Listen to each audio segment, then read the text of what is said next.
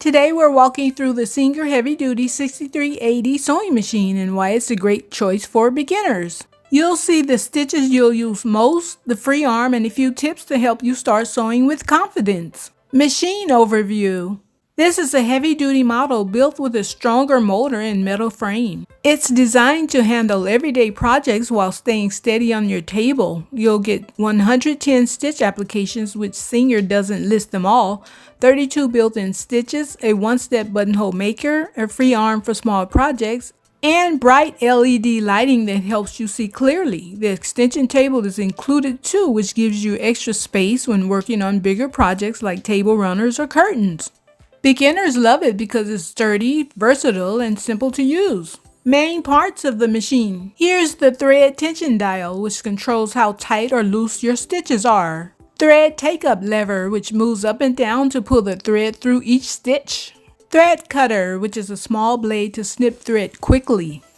Presser foot holds the fabric steady while you sew. Needle plate is a flat metal plate under the needle with seam guide lines. Removable extension table / accessory storage is extra sewing space that doubles as storage.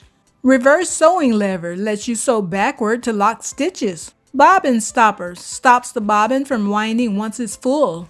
Stitch width dial adjusts how wide a zigzag or decorative stitch is. Needle position dial moves your needle left, center, or right so you can sew closer to edges, top stitch, or add zippers. Stitch length dial adjusts how long or short each stitch is. Stitch selector dial lets you choose your stitch type like straight, zigzag, or decorative. One-step buttonhole lever helps the machine sew an automatic buttonhole. Automatic threader threads your needle for you. Horizontal spool pin holds your thread spool in place.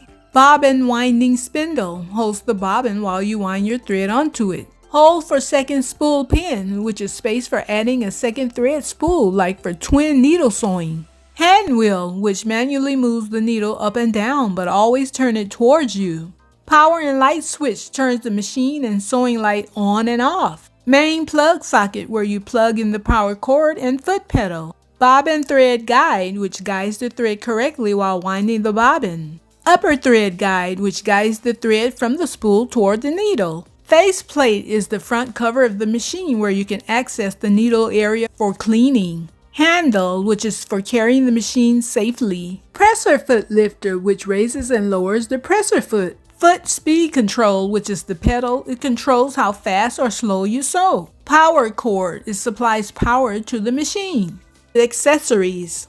All-purpose foot, which is the standard foot you'll use for most sewing. Zipper foot, which lets you sew close to zipper teeth or piping. Buttonhole foot helps the machine stitch an even, automatic buttonhole. Button sewing foot, it holds the button in place so the machine can stitch it on. Seam ripper / brush rips out unwanted stitches and cleans lint. By the way, if you're new to sewing and it feels so confusing, don't stress. I put together a beginner sewer's checklist that makes sure you never miss a step, from basic sewing tools to setting up your workspace. It's totally free and helps beginners feel more confident right away. You can grab it at the link below. Edge / quilting guide is a metal guide bar that keeps your stitching straight and evenly spaced, but I don't quilt, so I don't use it.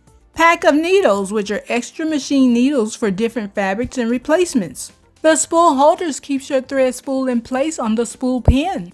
Bobbins are small spools that hold thread for the bottom side of your stitches. Screwdriver for changing needles, feet, or opening parts for cleaning. The auxiliary spool pin is an extra pin so you can use a second thread spool, like for twin needle sewing. The spool pin felt is a small cushion that keeps the thread spool from rattling and helps it turn smoothly. The Sew Easy foot has a built-in guide to help you sew straight seams easily. The overcasting foot finishes fabric edges neatly like a serger would. The blind hem foot helps create nearly invisible hems. The straight stitch foot is designed for perfectly straight stitching on light to medium fabrics.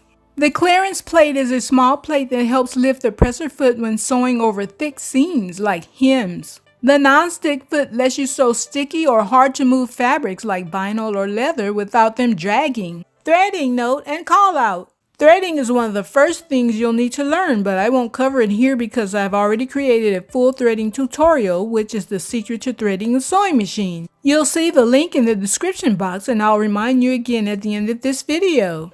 Remember to click the subscribe button for more beginner-friendly sewing tips and tutorials. Controls and basic settings. Your stitch length dial controls how close your stitches are. Short stitches are strong and secure. Medium stitches are perfect for most projects, and long stitches are good for basting, which is long, temporary stitch used to hold fabric pieces together before the final stitching. Zigzag width dial changes how wide the stitch swings side to side. Narrow is neat finishes, wide gives stretch. You can also move the needle left, center, or right, which is useful for top stitching and sewing zippers. And don't forget the reverse lever. This locks your seams so they don't unravel.